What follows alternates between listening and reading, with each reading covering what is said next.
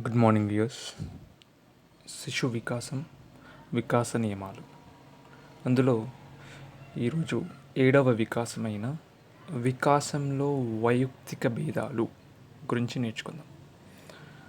వికాసంలో వైయక్తిక భేదాలు అంటే ప్రతి శిశువులో మనం అబ్జర్వ్ చేసినట్లయితే వికాస వేగంలో భేదాలు ఉంటాయి. అంటే దశలు మాత్రం ఒకటిగా ఉండి వేగం మాత్రం డిఫరెంట్గా ఉంటాయి. అంటే ఒకరి వేగం ఎక్కువగాను ఒకరి వేగం తక్కువగాను ఇలా వేగాల్లో డిఫరెన్స్ అనేటివి ఉంటాయి. అలాగే మనకి ఈ క్రింది విధంగా అబ్జర్వ్ చేసినట్లయితే చైల్డ్ ఏ చైల్డ్ బిలో పాలదంతాలు అనేది చూసినట్లయితే కొందరికి 4 నెలల్లో రావచ్చు, ఇంకొందరికి 6 నెలలలో రావచ్చు. అంటే వికాస వేగం అనేది మార్పు చెందుతుంది. అలానే ప్రాకడంలో కూడా తేడా రావచ్చు. 5 months 7 months అలా వికాసంలో వ్యత్యాసం మాత్రం ఉండవచ్చు. అంటే దీనినే వికాసంలో వైయక్తిక భేదాలు అంటాం. అంటే దశలు మాత్రం అన్నీ ఒకే విధంగా ఉంటూ వేగంలో మాత్రం భేదాలు ఉండడం మనం గమనిస్తూ ఉంటాం. అందుకోసమని వికాస వేగంలో భేదాలు ఉంటాయని గమనిస్తున్నాం. ఇంకొక ఎగ్జాంపుల్ మనం చూసినట్లయితే ఇద్దరు తల్లిదండ్రులు పేరెంట్స్ అనేవాళ్ళు డాక్టర్స్ అయి ఉంటే తర్వాత వాళ్ళకు పుట్టబోయే పిల్లలు చైల్డ్ ఏ చైల్డ్ బి అని అబ్జర్వ్ చేసినట్లయితే ఒకరు డాక్టర్ కావచ్చు, ఇంకొకరు వేరే ప్రొఫెషన్కి వెళ్ళవచ్చు, అంటే పొలిటీషియన్. ఇంకా అంటే ఇక్కడ డాక్టర్ అండ్ పొలిటీషియన్ అంటే తల్లిదండ్రులు ఇద్దరు డాక్టర్లు అయి ఉండి చైల్డ్ ఏ మాత్రం డాక్టర్ అయి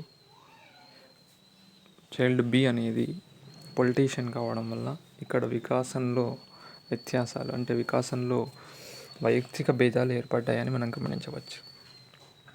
అంటే తల్లిదండ్రులు ఏదైతే సపోజ్ కొందరు తల్లిదండ్రులు టీచర్స్ అయి ఉండి మరికొందరు వాళ్ళ యొక్క పిల్లలు టీచర్స్ కాకుండా వేరే ప్రొఫెషన్ని చూస్ చేసుకోవడం వికాసం. దానికి కారణం వైయక్తిక భేదాలు ఉండడం జరుగుతుంది. అంటే వివిధ కారణాలు కావచ్చు, జన్యుపరంగా కావచ్చు, లేకపోతే పరిసరాల ప్రభావం కావచ్చు. ఈ విధంగా డిఫరెంట్ కారణాలు అయి ఉండవచ్చు. అందుకోసమని వికాసంలో ఖచ్చితంగా వైయక్తిక భేదాలు ఉంటాయని గమనించాల్సింది. తర్వాత ముఖ్యమైన పాయింట్ ఏంటిదంటే ఈ క్లాస్లో ప్రతి శిశువులో వికాసం ఒకే వేగంతో జరగదు. కొందరికి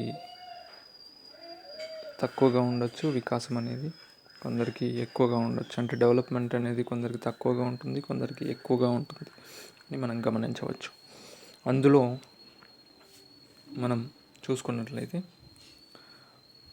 తరగతి గదిలో వికాసం హెచ్చుతగ్గులు ఉంటాయి. కాబట్టి ఉపాధ్యాయుడు గమనించాల్సింది ఏంటంటే ఆ హెచ్చుతగ్గులను అవబోధన చేసుకొని విద్యార్థులను బోధించాల్సి ఉంటుంది. ఎందుకంటే ఒక క్లెవర్ స్టూడెంట్ని మనం అవబోధన చేసుకుంటూ క్లాస్ చెప్పామనుకోండి, ఆ క్లెవర్ స్టూడెంట్ మాత్రమే ఓకేనా ఇంకా అత్యున్నత స్థాయికి వెళ్ళడం జరుగుతుంది.